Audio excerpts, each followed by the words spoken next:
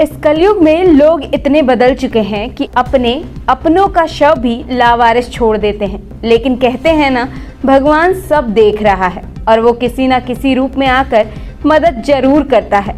हम बात कर रहे हैं गाजीपुर के एक ऐसे ही मसीहा की जो लावारिस लाशों के वारिस कहे जाते हैं। गाजीपुर जिले में कृष्णानंद उपाध्याय को महामानव का अवतार भी कहा जाता है। उत्तर प्रदेश के मुख्यमंत्री योगी आदित्यनाथ भी इन्हें सम्मानित कर चुके हैं, क्योंकि ये सभी लावारिस लाशों का हिंदू रीति रिवाज के साथ शमशान ले जाकर दाह संस्कार करते हैं। हमारे सहयोगी सुनील कुमार से बातचीत के दौरान उन्होंने क्या कहा, सुनिए। न्यूज़ टाइम मीडिया और मैं मौजूद हूँ गाजीपुर के शमशान घाट पे, और मेरे से बातचीत करने के लिए लवारिसों के वारिस कहे जाने वाले समाज सेवी कृष्णानंद उपाध्याय जी हैं और मौजूद हैं। मैं इन्हीं से जानूंगा कि आज क्या प्रकरण था, क्या बताएंगे। जी धन्यवाद आपको।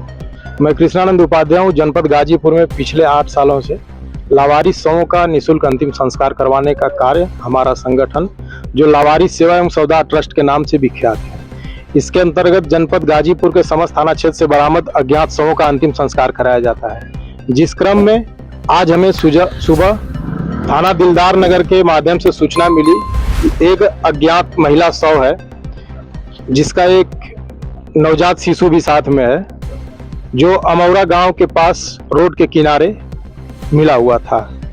उसका अंतिम संस्कार हम लोगों ने, हमारा संगठन ने किया। अगर मैं बात करूं तो जिस तरह से लवारिस शव चाहे पुरुष की हो महिलाओं की है, दोनों में आपको परेशानी की अगर मैं बात करूं तो ज्यादातर क्या दिक्कत आती है? नहीं, देखिए, महिला और पुरुष में कोई अंतर नहीं रह जाता है। पोस्टमार्टम होने के बाद बॉडी पैक हो जाती है, उसके बाद हम लोगों को मिलती है, जिसको हम लोग शव के या बॉडी के रीति रिवाज के अनुसार उसका अंतिम संस्कार हम लोग करते हैं। हिंदू में महिला हो या पुरुष हो, जिसका भी हो, अंतिम संस्कार उनका शुद्ध लकड़ी पे जलाकर ही किया जाता है। आपको नहीं लगता कि जिस तरह से महिला को, आज की मैं बात करूं तो उसको लवारिस छोड़ दिया गया है, परिवार के ऐसे लोग जो वीडियो को देख रहे हैं उनसे क्या अपील करेंगे?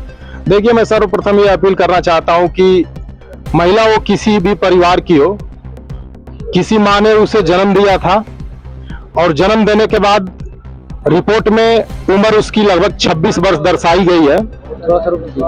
तो 26 वर्ष तक बोलते नहीं, 26 वर्ष तक वो किसी परिवार में ही पली है और 26 वर्ष के बाद विगत कुछ दिनों से, एक आध हफ्ते 8-10 दिन से अपने परिवार से वो अलग हुई होगी। अब क्या उसका कृत्य रहा होगा जिस कृत्य के कारण उसने या तो कदम उठाया या तो उसके परिवार वालों ने कदम उठाया। अब ये तो मेरे पास कोई साक्ष्य नहीं है और मैं 100% कह भी नहीं सकता हूं कि ये ट्रेजेडी कैसे हुई है, मौत कैसे हुई है, क्योंकि लवारिस में ही मिला हुआ है वो बॉडी और लवारिस शब्द का संबोधन करके ही मुझे प्राप्त हुआ है। तो उसी प्रक्रिया को देखते हुए हमने लवारिस मान के ही उनका अंतिम संस्कार कर दिया। लेकिन ये कष्ट की बात है कि जिस माँ या जिस परिवार ने उस महिला को 26 वर्ष पाला है, तो किस कृत्य से उसे आपने इस कंडीशन में छोड़ दिया। ज्यादा कुछ नहीं कहूंगा, मैं प्रार्थना करूंगा भगवान से कि इस प्रकार से जितने अनलीगल मौतें हो रही हैं और जिस परिवार के माध्यम से ऐसे मौतें हो रही हैं, इस पे रोक लगाए लोग, क्योंकि जिस दिन वो पैदा हुई थी वो बेटी ही हुई थी और 26 वर्ष इस गोद में रही, वो किसी की बेटी बन के ही रही थी। अंतिम सवाल मैं लूंगा कि जिस तरह से आपने बताया कि विगत 8 वर्षों से आपका जो संगठन है वो लवारिस शवों का दाह संस्कार करने में लगा हुआ है, आगे इस संगठन का और किन किन कामों में आगे हाथ बटाने का? जी देखिए, हमने जब से यह कार्य चालू किया जनपद गाजीपुर में, तब से सिर्फ एक वे पे ही काम करते हैं, लावारिस शवों का अंतिम संस्कार करना और जीवित लावारिस व्यक्तियों को भोजन, कपड़ा, दवा, उनको देखरेख करने का काम किया और इसी वे पे हम काम करते हैं और इसी वे पे करते रहेंगे भविष्य में भी। तो ये खास बातचीत आपने देखी लवारिसों के वारिस के रूप में मशहूर गाजीपुर में समाज सेवी कृष्णानंद उपाध्याय से बातचीत का।